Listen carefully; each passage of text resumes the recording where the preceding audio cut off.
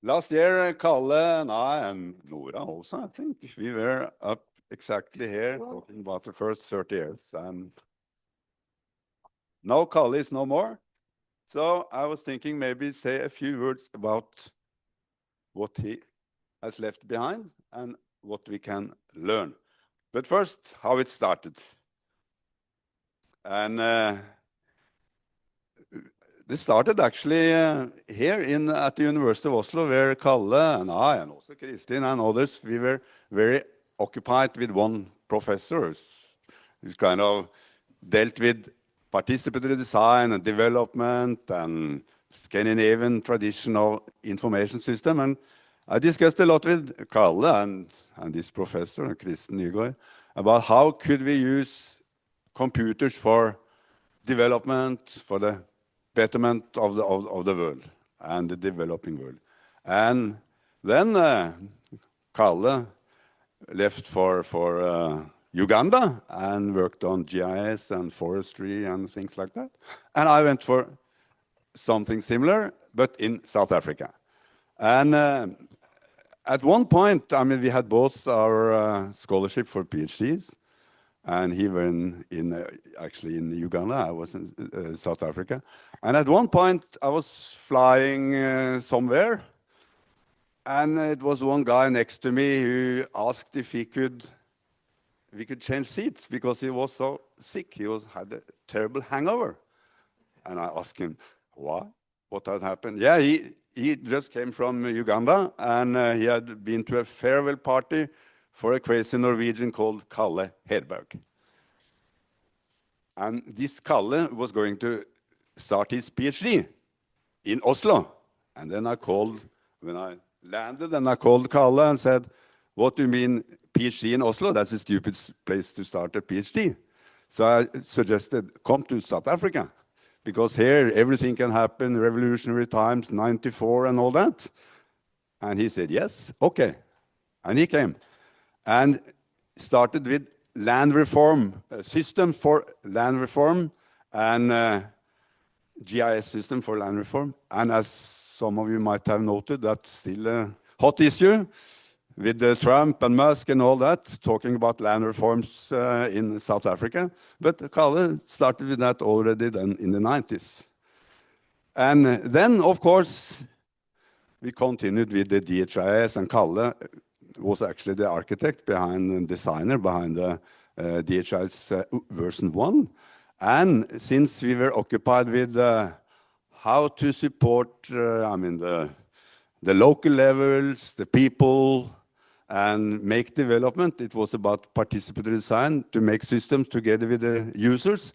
And as you might have noted, that DHIS 2 now, but DHIS 1 before, it's kind of designed so that you can create your own system in cooperation with users. And so it fitted perfectly well with this Scandinavian tradition and participatory design. And that is maybe the most important things to take away with Kalle's departure, that this progressive way of developing information system, because remember, Kalle was a very political person. He was kind of part of the Social Party in Norway before he left for South Africa, and he remained political till the end. And I just was thinking about a few lessons, because of course, one lesson is to support bottom-up development and the betterment of the world and development and all that through this participatory design. But they had a couple of other good lessons that are not so famous maybe, that we can share. And one was that, which I always try to teach these HISP people and students, that never forget to look at the data. And he had a term, eyeballing. If you're not eyeballing the data, you will never arrive anywhere. And it was said that he could kind of spot outliers without even opening his laptop. So look at the data. And data is becoming more and more important now with AI and all that. So that's one thing. And another thing is that you will never achieve anything if you don't follow the following rule, and that is work with one leg inside the government structures and one leg outside. The leg inside you use for impact, and the one outside is to kick asses and cut red tape and make sure that you get impact.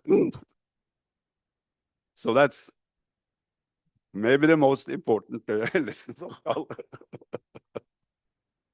Okay, and of course the important thing is to continue with this participatory design and think about those at the bottom of the pyramid. That's my last word then. Okay? Nora or Sean, maybe? Okay. This one works. Thanks, Sean. So it looks like I'm up next to tell you a little bit about what it was like to work with Kalle in South Africa, where I worked with him in different ways for about 20 years. But any of you that know him well will know that even when I say work with Kalle, you know, you never really work with Kalle. You work near him, alongside him. Intellectually, it's a little bit like being on a roller coaster without any seatbelts, and you're just trying to hang on for dear life. At least that was my experience of working with Kalle. In India, he never really did what he was told. He never really was part of the team. And I thought it would get a lot better when I was his boss. And it really got a lot worse. He would deliberately ignore instructions. He would take on work he'd been told not to take on. He would refuse to write reports. He would refuse to issue invoices. And what I learned after some time with him is really the only way to work with him is to stay out of his way and make sure that he has a salary and gets paid. And these qualities of Kalle, it took me probably at least 10 years of working near him to start seeing what he was actually all about. That something about Kalle was actually challenging us and every one of us that worked with him to be ourselves, to believe in something. He would criticize everything you have to say, almost on principle, but he would be challenging you to believe in something, to stand up to him. And it was only when I started standing up to him that I discovered a different way of working with him. And so, just to wrap this up, I probably learned two things from Kalle that I think are somewhere at the heart of what it is to be a Hispian. One of them is to care deeply, or in Kalle's language, to give a shit. Because he did. Underneath all of that, he cared very, very deeply about everything he did, and he didn't touch anything that he didn't care about. And the second thing was to be a little bit less agreeable. And I've taken that forward, and I think I see it in many, many Hispians who are successful and many HISPs that are successful. And I think it's something of a mantra that I would challenge us all to take forward from Kalle's life. Let's be a little bit less agreeable and see where it gets us. Thank you. Yes. So I have the honor of giving a little bit of a perspective about Kalle from how he worked with us. Oh yeah, sorry, a little bit closer. I have the honor of giving a little bit of perspective on Kalle and how he worked with UIO and the HIS Center. Even closer. It gets in my beard, so I gotta be careful. All right, so I think if you knew Kalle, the first thing that you were probably thinking about Kalle was that he fundamentally didn't understand what the word fundamental meant, based on how often he used it. I tried to tell him one time, I said, Kalle, if everything is fundamental, then nothing is. But I think that he didn't really take that criticism to heart. I think he actually would have really gotten a laugh out of this whole thing as we're presenting it now. He was the person sitting right there who would love to heckle whoever was standing on stage, right? He would always have his booming, I don't need a microphone voice, you know, standing right there and shouting you down. I've seen it many times. I've seen it in different conferences. I've seen it in academic settings and professional settings with high-level officials, with presidents, Kalle saying, you know, speaking truth. I've been on the receiving end of it a few times myself. And I think the thing that I really wanted to say was that I'm going to miss how fearless he was, that he could really cut through the bullshit. He would speak the truth. A truth that oftentimes that we would all kind of collectively know, but we were all too polite or afraid to say it. He would say it. I've actually never held someone's opinion in such high regard as I did Calla's in my life. There were many instances where we would be sitting at around the table at the HISP Center, working on core DHIS2, and we would say something like, yeah, even Calla appreciated this approach, or he liked this feature. And the reason we would say that to each other is because we knew how much weight that carried, right? Calla's validation, just like his criticisms, were not given perfunctory or cursory. They were given with a great degree of profound wisdom and insight. So when he did say that he liked something that you did, which was rare, you really, hardly, you really knew that that compliment meant something. And to me, I know to many others here, those compliments, those things that he said in validation and approval are some of the things that we carried, at least certainly I carry, as highlights of my career. There's been plenty of times here at the HISP Center where we've said, we should just call this the Calla feature, because he gave so much critical feedback and insight into the actual development of the feature. Calla didn't know how to make just a health information system work. He knew it from all the way from the code base, all the way up to talking to presidents. An incredible range and versatility. We've often said things like, I don't know what we should do right now, so let's just go ask Calla. He will know. One of the things that he would appreciate if we kind of quantified this a little bit. He made 466 JIRA tickets for DHIS2 across his 2 JIRA accounts, because some people just need 2, I guess. We have resolved, I checked this morning, 434 of them. So there's still a few left to do, around 20 or so. And I think that we should try, as the core DHIS2 development team, to try to get through all of his tickets. It's a challenge for Marta and the product folks. I think he would think it was hilarious that this is what it took for us to close all of his tickets. You know, we didn't really just lose a friend and a colleague. We in my opinion, I think we lost probably the single greatest source and wisdom in health information systems. And to think how much knowledge just blinked out of existence is kind of horrifying to me. And I know that we will be relearning lessons that Calla thought was fundamentally well understood for many years to come. Luckily, he did write many papers over the course of his long career. So you can just Google Scholar, search Calle Hedberg. And a lot of the wisdom that Sean and Jorn were sharing, it's, you know, he did write some of this down, you know, how to stand up, cut through the bullshit. Sorry, the last thing that I do want to say is just from a note as a friend of Calla, that when you got him talking about anything that wasn't DHIS2, you saw how warm and generous he was as a person. We're talking about his combative nature professionally, but when you got onto his boat, when you got to sit in his plane, when you had him over for dinner, you had a beer with him, you realize he really poured himself into what he was passionate about and loved to share it. And, you know, a firsthand account on my part is, I was lucky enough that Calla took me sailing several times. And over the course of those sailing trips, I realized that I truly despise sailing and I'm terrible at it. And I risked his life a few times with very poor decisions sailing. And there was no one who would have given me that opportunity. He loved it, he was passionate about it, and he wanted to share it with anyone who was interested. And that generosity, I know professionally and friendship-wise, is why many of us are in this room right now. So as we go through the course of the week, I do just want to point out that I think that we will start to appreciate more and more that there is a lifetime of experience and a voice, a booming voice that is not here. And I'm sure that we will start to realize that more and more as we work through the sessions and the conference. Thanks.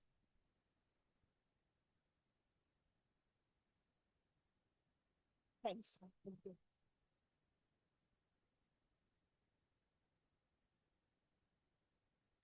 Good morning, everyone.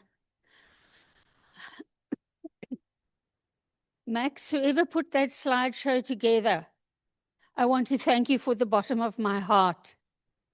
I appear in the first group photograph of the slideshow and in the last group photograph of the slideshow. My name is Nora, and I met Calle when he came to South Africa, 1997.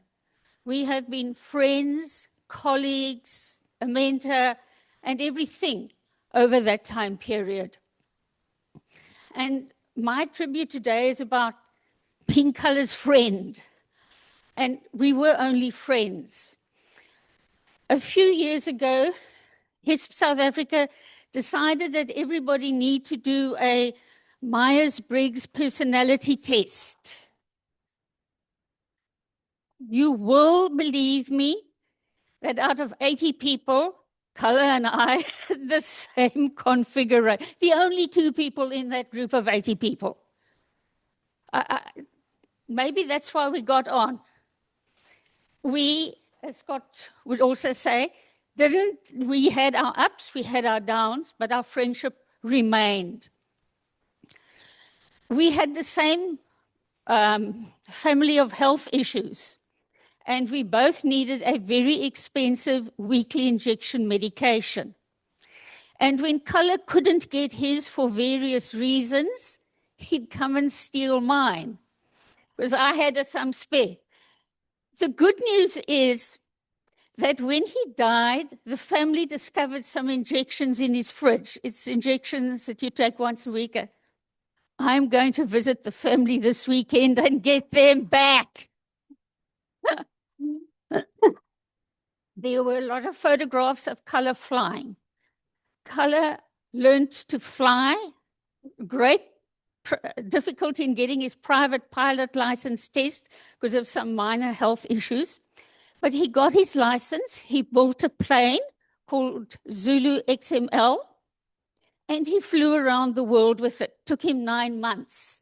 And part of that 9-month journey was to prove that HISP South Africa could manage without him. And we did. But I followed Calle as he flew. I had the link to track his GPS. And when I knew he was flying those terrible long stretches across the Pacific Ocean, sort of 14, 16-hour days, he flew for 2 days, I would phone him on his satellite phone and say, how are you doing? Are you all right? And it was just, that was the friendship that you had, because he says, listening to music when all you have is blue sky and sea is very boring after a while. So Calle did his flying, and then when he left South Africa, he went into sailing. But the last story I want to tell about his flying days is I was working in South Sudan. It was a Friday afternoon. I was at Juba Airport. For those of you who fortunately don't know, Juba Airport has been described as the second worst airport in the world. I promise you it was. My phone rings. It's Calle. He's in Barbados. He's been getting messages that the alarm in his house keeps on going off. And I said, Calle, I'm in Juba. I've got to fly from Juba to Nairobi, Nairobi to Johannesburg, Johannesburg to Cape Town. He says, no, that's fine, when you get home tomorrow. The instructions were, when I got home the Saturday morning, go to his landlord. Calle lived about 20 minutes drive away. Go to the landlord, get the keys, go into his house, find the electricity number, go out of the house, go to the shop, buy the electricity using that number, and go back into his house and feed it in so the alarm can stop ringing. Friendships that last, that stay the test of time, are few and far enough for so many of us, especially when we have such hectic lives. But Calle always made time. There's a photograph there. He had a birthday celebration at our house one year. We used to invite him for Christmas. There was no way I could leave him Christmas Day all by himself. So Calle was a friend. and it is as a friend. I will remember him, I will thank him, and I will not forget him. Thank you very much.